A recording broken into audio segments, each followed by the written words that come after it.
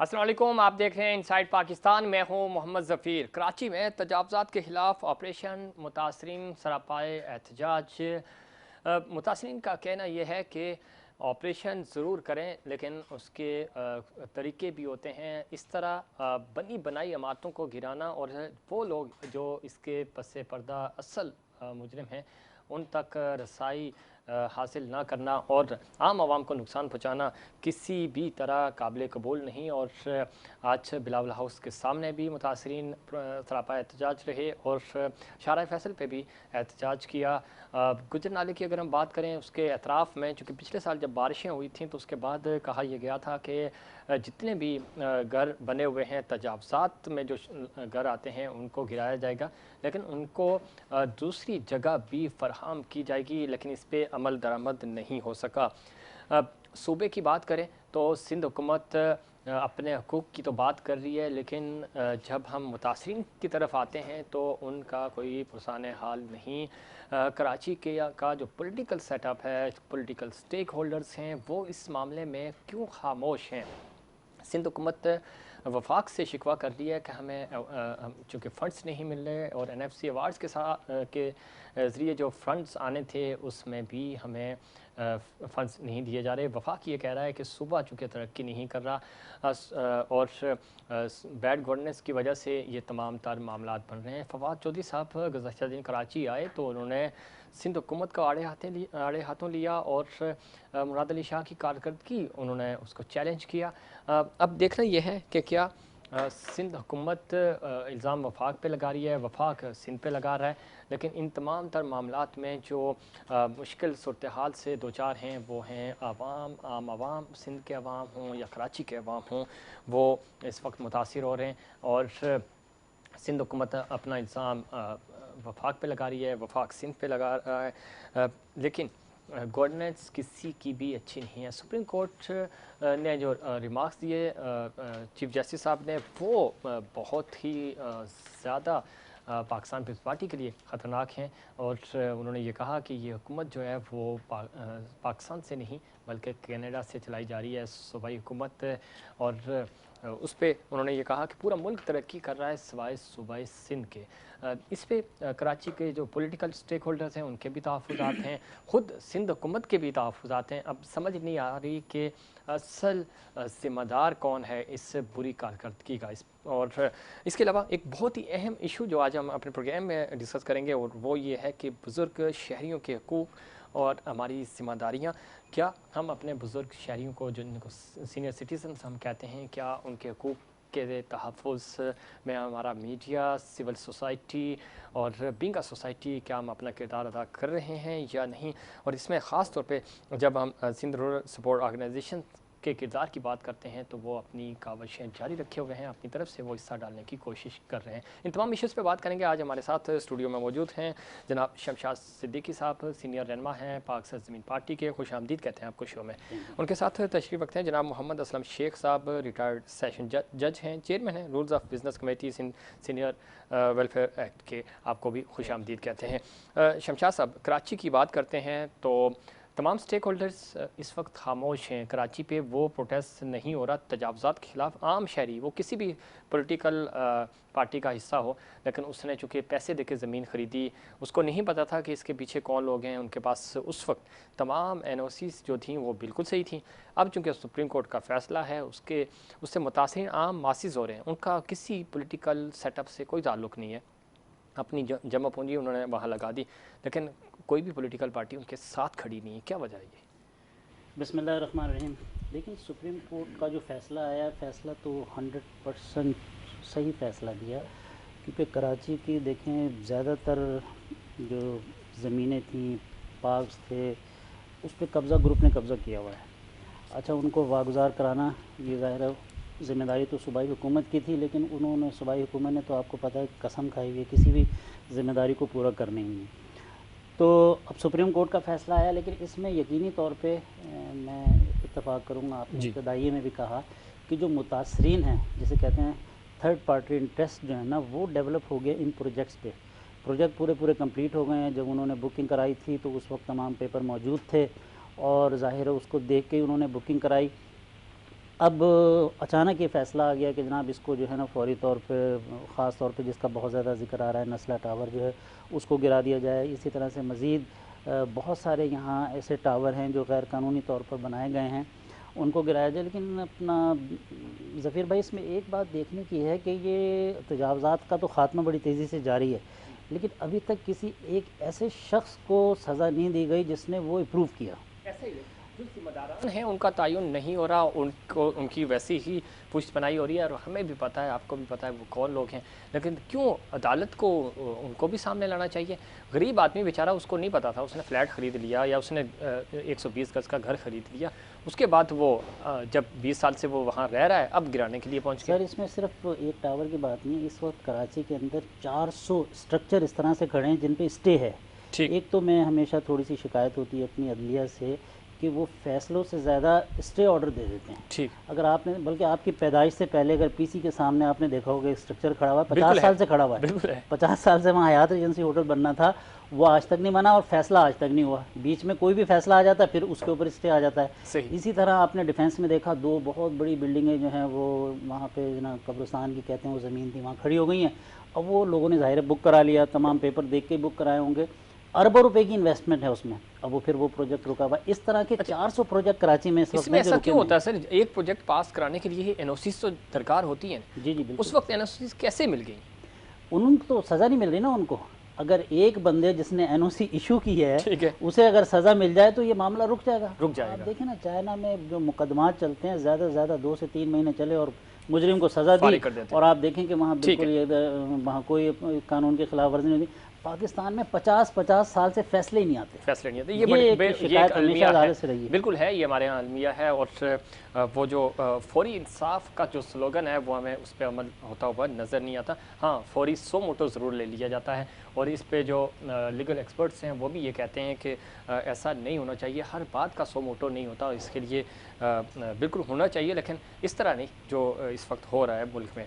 शेख साहब, किस तरह देखते हैं, ख़ास तौर पे जब हम बुज़ुर्ग शहरियों की बात करते हैं, क्योंकि प्रोग्राम में हम आपसे इस तजावज़ात के हवाले से भी पॉइंट ऑफ व्यू लेंगे, लेकिन असल जो आप बहुत अच्छा काम कर रहे हैं, आपकी ऑर्गेनाइजेशन बहुत अच्छा काम कर रही है, और आप चूँकि सिंध हुकूमत ने इस एक्ट की मंजूरी भी दे दी, तो कॉन्सेप्ट कैसे आया और क्यों आप ज़रूरी समझते हैं इस अमल को, जो कि बहुत अच्छी बात है। सिविल सोसाइटी, मीडिया, ये लोग आपको सपोर्ट कर रहे हैं, किस तरह आप इसको लेके चलते हैं? देखें, बुज़ुर्ग शहरियों जो हैं उनके भी हुकूक़ हैं। पूरी दुनिया में बुज़ुर्गों के साथ जो है वो उनके हुकूक़ दिए जाते हैं।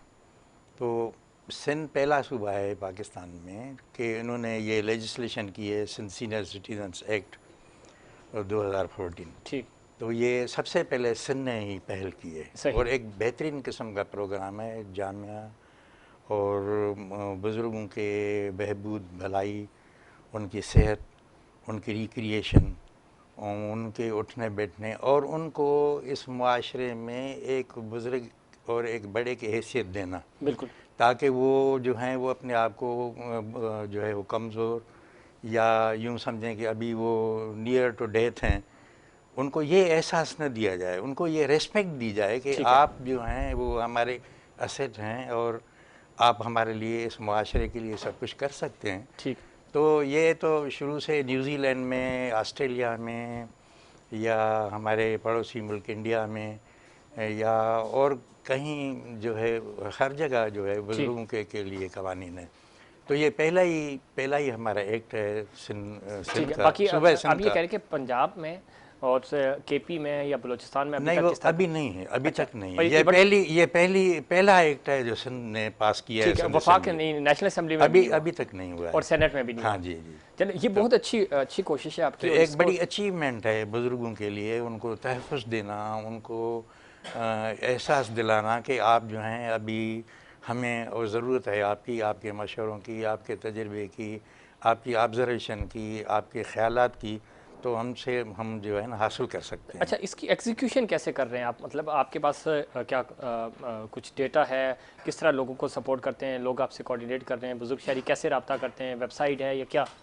देखिए, हमारे सूबे की 4.6 जो है वो बुज़ुर्ग हैं। ठीक। उनमें से 2.4 जो हैं वो मर्द हज़रात हैं, और 2.2 जो हैं वो जो हैं औरतें हैं। ठीक। तो इस तरीके से एक बड़ी अच्छी आबादी है हमारी बुज़ुर्गों की। सही। तो उनके लिए जो है हम कर रहे हैं और उनके लिए अवेयरनेस अभी ये 2016 में पास हुआ और अभी रिसेंटली इसके रूल्स जो हैं बने हैं। तो ये इम्प्लीमेंट होंगे और हमारी सिंध काबीना ने इसके भी जो है मंजूरी दे दी है, वो अप्रूव हो चुका है। तो अभी इंशाल्लाह वो हमारी काउंसिल जो है बुज़ुर्गों की काउंसिल वो आज़ादी कार्ड जो है बुज़ुर्गों की सीनियर सिटीजन्स कार्ड वो जो हैं वो इशू करेंगे और उसमें फैसिलिटीज़ हैं। क्या फैसिलिटीज़ हैं फिर हम? हाँ, फैसिलिटीज़ ये हैं कि अगर किसी बुज़ुर्ग अगर कोई बीमार है जी, तो उसका इलाज जो गवर्नमेंट हॉस्पिटल्स हैं या जो गवर्नमेंट के साथ जो भी हॉस्पिटल्स एफिलिएशन हैं उनमें हमें 20% जो है उनको हम वो गवर्नमेंट की तरफ से उसको डिस्काउंट मिल दिया जाएगा। इस तरीके से मेडिसिन फ्री हैं जो गवर्नमेंट हॉस्पिटल्स हैं या और इदारे, तो उनको फ्री जो है वो दे रहे हैं। और इसके लिए उनके रिक्रिएशन के लिए या उनको होटलिंग के लिए या अगर वो कहीं तफरीह पे जाएं तो उनको जो है वो सहूलियत हैं। वो कार्ड ही बता तो खुद उनके लिए एक जो है वो सहूलत कार्ड होगा। हाँ जी, अलग सा कार्ड है। ठीक है, सीनियर सिटीजन्स कार्ड है। ठीक, वो 60 या अब 60 लोगों को जो है उनकी रजिस्ट्रेशन होती है। ठीक है, और उसके बाद वो इशू होगा। अभी वो रिसेंटली हुआ है। अभी MOU हम जा रहे हैं जो है वो नादरा वालों से। ठीक है, तो अब एक कार्ड बनेगा, अभी बना नहीं। कार्ड अभी बनेगा, अभी ये प्रोसेस में है, अभी प्रोसेस में है। और बिल्कुल, और इस चीज़ को हम भी, हमारा ये प्लेटफॉर्म भी, हमारा प्रोग्राम भी इस चीज़ को सपोर्ट करता है। ये वो काम है जो हमारी सोसाइटी में होने चाहिए। इस पर मज़ीद बात करेंगे। और मुसर्रत नियाज़ी साहिबा ने ज्वाइन किया है, सीनियर रहनुमा है पाकिस्तान पीपल्स पार्टी की। बहुत शुक्रिया, आपको शो में खुशामदीद कहते हैं। देर कर देती हैं हमेशा आने में, और सिंध हुकूमत चूँकि कारकर्दगी भी नहीं दिखा रही है। सीनियर सिटीज़न तो बहुत अच्छा काम कर रहे हैं, लेकिन जिन्होंने काम करना है वो कुछ नहीं कर रहे। ये क्या कराची में और ख़ास तौर पे चीफ जस्टिस साहब ने लाड़काना के बारे में भी कहा था, वो तो मैं रिपीट नहीं करूँगा। अब वो ये कह रहे हैं कि ये हुकूमत ही कनाडा से बैठ के चलाई जा रही है। क्या कहेंगी मुसर्रत नियाज़ी साहिबा? बिस्मिल्लाहिर्रहमानिर्रहीम। एक तो सभी भाई आपने कहा देर कर देती हूँ, मैं देर नहीं कर देती। आज इत्तफाक की बात है, देर होगी तो आपने इसको कोट कर लिया। अगर रीज़न बता देंगे तो हमारे नाज़रीन भी जान जाएंगे रीज़न क्या हुई। ट्रैफिक हुआ होगा यकीनन, ट्रैफिक जाम था, इसमें कोई बिल्कुल दो राय नहीं। और इससे अंदाजा हो जाता है कि आप कितना मैनेज कर रहे हैं सुबह। देखिए, अब इसमें सूबे का क्या कसूर है कि अगर रोड पे क्या लोगों को कह दें कि गाड़ियां खरीदना बंद कर दें, एक चीज़। और दूसरे पे जगह जगह देखें पुलिस वाले मौजूद थे, बने हुए हैं, तो इसलिए आराम से ट्रैफिक जो है वो जाम नहीं होता। देखें, एक चीज़ बताऊं कि शारा फैसल से मैं आई हूँ, सिग्नल फ्री है, ऐसा मसला नहीं है कि इसमें गवर्नमेंट कोई कोताही कर रही है, लेकिन रश की सबब हुआ मुझे लेट। अच्छा, दूसरी बात, आपका जो क्वेश्चन है वो ये है कि सिंध गवर्नमेंट रिलीव नहीं दे पाई।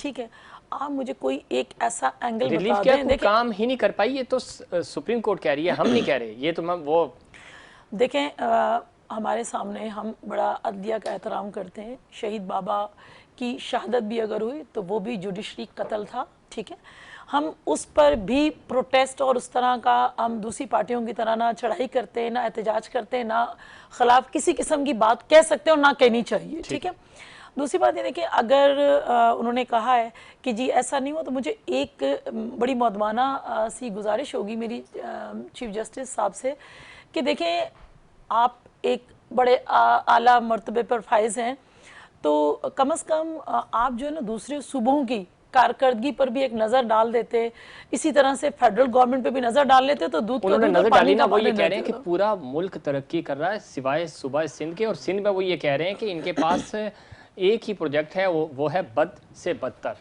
ये उनके लफ्ज़ हैं। देखिए, मैंने कहा ना कि ये अदलिया के मामलात हैं, इसमें मैं किसी किस्म की कोई कमेंट्स इस तरह के पास नहीं करूँगी। बट फिर भी मैं ये कहूँगी कि हमारे पास अगर हॉस्पिटल्स हैं सिंध भर में तो वो प्राइवेट नहीं है, गवर्नमेंट ने बनाए हैं। NICVD पे अगर मैं आ जाऊं तो फिर आप कहेंगे नहीं देखिए, अगर मैं एक नहीं है, उसकी तकरीबन मोर देन 19 ब्रांचेस है। उसमें देखिए, देखिए जिगर का इलाज सिंध में फ्री हो रहा है, अच्छा साथ में आपका दिल का फ्री हो रहा है, मेडिसिन फ्री मिल रही हैं।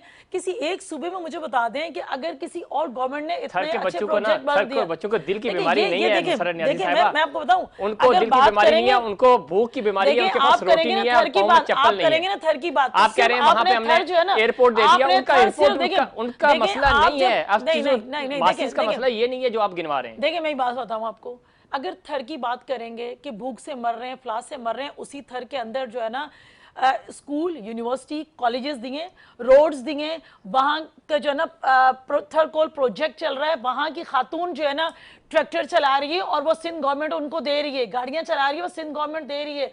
वहाँ पे हॉस्पिटल्स हैं, गवर्नमेंट का हॉस्पिटल कहाँ है, सबसे बेहतरीन हॉस्पिटल, ये सारी चीजें फैसिलिटीज सिंध गवर्नमेंट दे रही है। ये लफ्जी गोलाबारी थर थर थर, ये थर वो नहीं है। आप जाइए और आप जाके देखिए। मुझे ब्रेक का कहा जा रहा है। शाकिर शुजाबादी सराइकी के बहुत बड़े शायर हैं और वो कहते हैं कि 70 हुरों के बदले एक पे गुजारा कर लूंगा। मैं सराइकी में नहीं कह रहा, उर्दू में कर रहा हूँ ताकि लोगों को समझे। नहीं सुने ना, सुने अच्छी बात है, मैं इसलिए नहीं कह रहा कि लोग समझ नहीं पाएंगे, मैं भी सही बोल नहीं पाऊंगा। तो वो कहते हैं कि 70 हुरों के बदले एक पे गुजारा कर लूंगा, लेकिन मुझे पेट भर के रोटी दें, तो थर के लोगों को रोटी दें। उसके बाद वो यूनिवर्सिटी भी जाएंगे, स्कूल भी जाएंगे, सारी चीजें करें। रोटी देने में आप नाकाम हो गए। रोटी कपड़ा मकान आपका स्लोगन था। इस पर मजीद बात करेंगे नाज़रीन, लेकिन उससे पहले एक प्रोग्राम है कमर्शियल ब्रेक।